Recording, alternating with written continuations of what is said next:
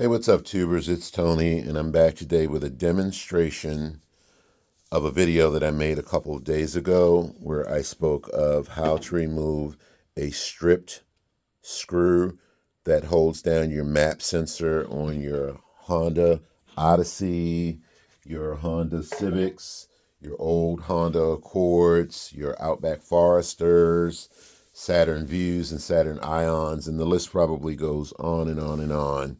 I should have been a little bit more clearer when I made that video, and I forget. And I want to remind everyone that there are people who watch our videos that are visual learners, meaning they have to see everything you do step by step, guys, or they don't understand it.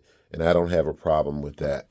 I also want you guys to be aware of something. When I make a video, those videos are placed in different places and on different websites to help people learn. Someone asked me, is this a hoax? Can this really be done? Do I do this for money or reviews? The answer is no, guys. I don't get paid a single dime for any videos that I make. I don't ask anyone to hit the like or subscribe button. I don't care. You either like the video or you don't like the video, okay? My videos are made to help you, plain and simple. They are made to help you learn, become more enthusiastic about helping yourself, because when you help yourself, especially young males, you then can go on and help other young males grow and save money. There have been too many times where I've met 18, 19, 21, 22-year-olds that don't even know what a map sensor is. They don't know what a Phillips screw is, or for that matter of fact, how to get it out. Okay? So I don't do anything for views or money, guys. The videos are made to help you. And again, you either watch the video, like it, or you don't. We don't always make the best videos as video makers. I will admit that. And that's sometimes because we're rushing. Okay? There's always many different ways of doing things. I want to remind everyone of that as well. Someone just asked me last night, why do video makers turn off comments for many of their videos? And the reason is, guys, is because sometimes we will say, to get this map sensor free, you'll need a Phillips screwdriver. Someone will write to you and wait a week or two for you to respond just to answer that question that we've already answered at the beginning of the video, okay? Also, when you're going to remove one of these screws, you want to make sure you are using the right type of Phillips tip. If for some reason you stick the head of your Phillips screwdriver in there and it's not turning, pay attention. You notice that it's really not digging into the screw so you can turn it, stop. More than likely it's the wrong type of tip head. You want to go to Harbor Freight, Lowe's, Home Depot, wherever you get your parts from, and purchase a Phillips bit set. More than likely in that set will be a tip that fits this screw head correctly and will turn it out without stripping it. But if it's already stripped, well, that's why we're going to talk about today's video. And the person that asked me, is this legit? Can I do this without destroying the aluminum part of the engine? Again, I should have been a little bit more clearer when I was at the junkyard, but when you're rushing, this is what will happen. You are not supposed to let the hot screwdriver touch any part of the aluminum. You only want to heat up the screwdriver to weaken the map sensor around the screw area, okay? You could heat up that screwdriver and melt away all of this stuff here. That should allow you, and this is one option, that should allow you enough room where you can get a pair of small needle nose pliers in there and lock around that screw. That doesn't always happen. You don't always have a pair of needle nose pliers with you, but that's one option. What I typically do is when I heat that screwdriver up, I just melt right in here or right in here enough to break away or weaken the sensor. Okay, let me make that clear. I heat it up and melt away this part of the sensor so that I can weaken it. And once you see that the sensor is really weak, after you disconnect the electrical connector. And right quick, many folks will ask me, how do you get the electrical connector loose on these Civics, Accords, Saturns? Just push down the tab on the end and you'll notice that the tab raises up.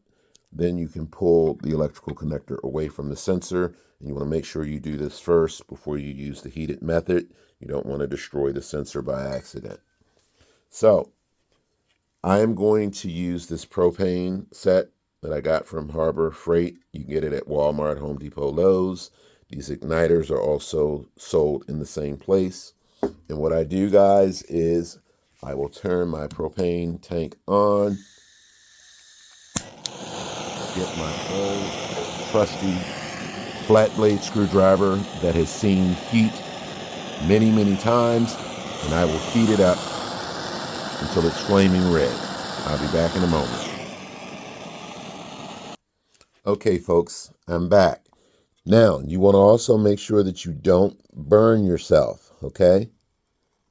Be careful not to burn yourself. And oftentimes you may have to heat the screwdriver up a couple of times to start melting away the plastic. Remember, the map sensor is simply made of plastic. That's all it is, guys. It's just plastic. You do not want the hot screwdriver to go down and touch the aluminum part of the engine, okay? So again, be careful not to get burnt. You want to put on some gloves. And again, you may need to repeat the heating process a couple times to melt that sensor. All right, folks, I'm back. So I want you to remember that you have to heat up that screwdriver until it's extremely hot. And you have to pay attention, guys. Someone also asked me, will this method cause the vehicle to catch on fire? No. Pay attention to what you're doing, guys. So see what I've done? I've melted the sensor down without ever touching the aluminum part of the engine. Now the sensor is completely weakened. These little pry bar sets from Harbor Freight come in handy. What I typically do is we'll place a rag on the aluminum part of the engine, and then you can start to break away this part of the sensor. You can use a pair of pliers to grab this now, and it'll break off. Just like that, guys. Now, you have more than enough room to get something locked on to the screw. And you can go ahead and turn the screw out, guys. Okay? Just like that. Just that easy. Again, be careful not to get burnt. Okay? Remember, when you screw the old screw out, you want to make sure that it's cool before you touch that plastic down there, guys. Okay? Or you're going to get burnt. Okay? There it is. Just that simple. And notice that I did not damage the aluminum part. The wood is make-believe, guys. Work with me. But notice that I did not touch the aluminum part of the engine with the hot or heated flat blade screwdriver. Then all you need to do is get your new sensor, your new screw. If there's anything down in that hole, when you look down in it, vacuum it out, guys. There really shouldn't be anything down in it. But you want to make sure that when you pop that sensor out, oftentimes this part will break off and stay in the hole. All you need to do is just get yourself a hook or pick set from Harbor Freight. One of these little pick sets from Harbor Freight. You can go in there and easily pluck it out if it breaks off. Most of the time it doesn't break off for me. It just comes out as one piece. So that's how you get the sensor out using the heated method, guys. And now I hope for those of you who were afraid, for those of you who had a question about whether it was going to blow the car up or anything of that nature, no, guys. Pay attention to what you're doing and you will successfully be able to accomplish this task. Again, keep in mind there are many, many different ways of doing things. And all video makers and viewers out there, remember that many video makers are not just making videos for the high-tech people. They're mainly making their videos for laymen's, people that don't know what they're doing, except for maybe the folks that are really, really being paid by YouTube and sponsors, but that's a whole different story. Anyway, guys, I hope the video has been helpful. Thanks for watching, and I'll catch you next time.